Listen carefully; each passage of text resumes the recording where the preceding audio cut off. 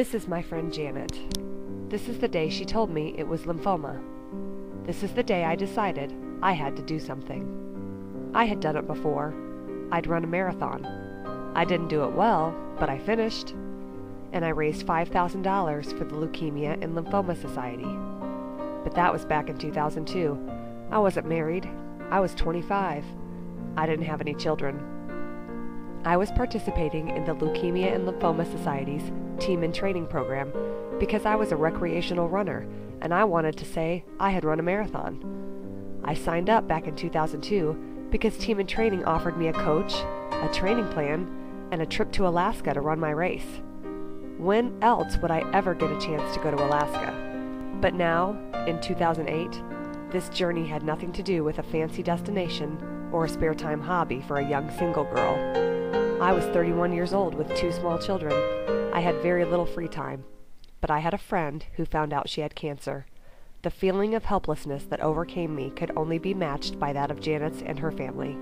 How could I sit around and watch this happen? It took me less than 60 seconds to decide. I picked up the phone and I called the Bloomington, Illinois Team in Training office. I told them I had to sign up for an event. I had to raise money.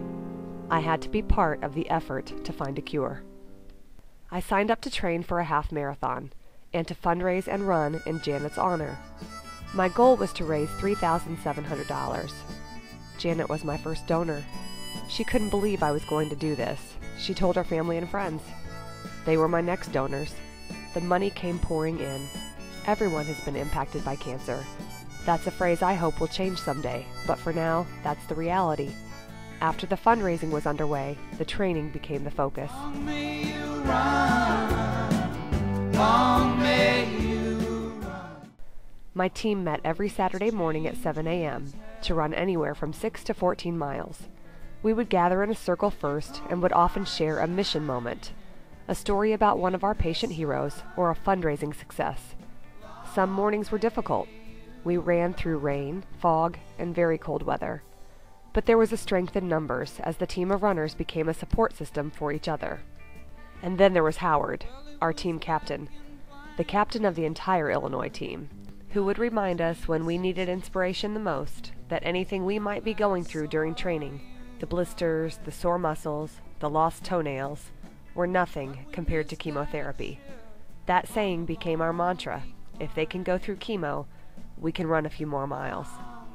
During the training, I would think of Janet and what she was going through. Her diagnosis was officially diffuse large B-cell lymphoma, non-Hodgkin's, stage 4.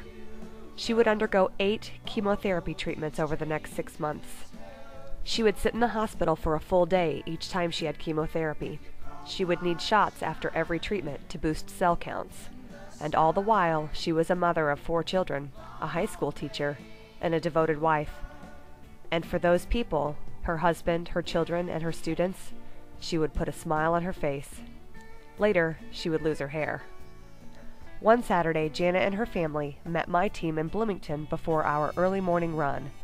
We had 10 miles to run that day, and Janet, her husband, and her children would be out on the course serving us water and Powerade. I introduced Janet to my team and explained that she's the reason I run.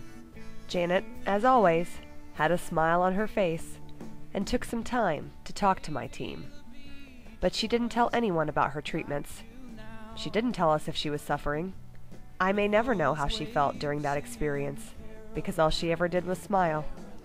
Instead, what she told my team was how impressed she was with them, how she just couldn't believe they would wake up that early in the morning to run that many miles. She said she couldn't believe what we were going through. The irony in that statement didn't escape any of us. We couldn't believe what she was going through, and that's why we kept running and fundraising.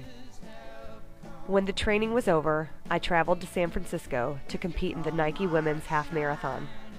To go to a race as part of the Team in Training group is like nothing you've ever experienced before. There is a pasta party on the night before the race. My friend Mindy and I entered the large convention center with our minds on a plate full of spaghetti to get ready for a big race. Instead, we were greeted by literally hundreds of people who clapped for us and for all that we'd done for the Leukemia and Lymphoma Society. We were overwhelmed. But that was just the beginning. During dinner, there were various speakers who told their stories of survival and gave us inspiration for the next day's race. We were given a booklet to take back to our hotels, filled with stories that would inspire us to keep running, because what we are doing provides hope to so many others. One of the stories I read that night was about Mitch. His parents shared his story so that we could carry it with us during our race. 2 days before Mitchell passed away, he was incoherent from Valium, and all we could do was to manage his pain medication and oxygen to keep him comfortable. He opened those big blue eyes, nice and wide, and said, as clear as a bell, "Keep fighting." That is just the kind of spirit he possessed. When you reach that point in your race, keep fighting, not for Mitchell, but for yourself. The finish line is waiting for you.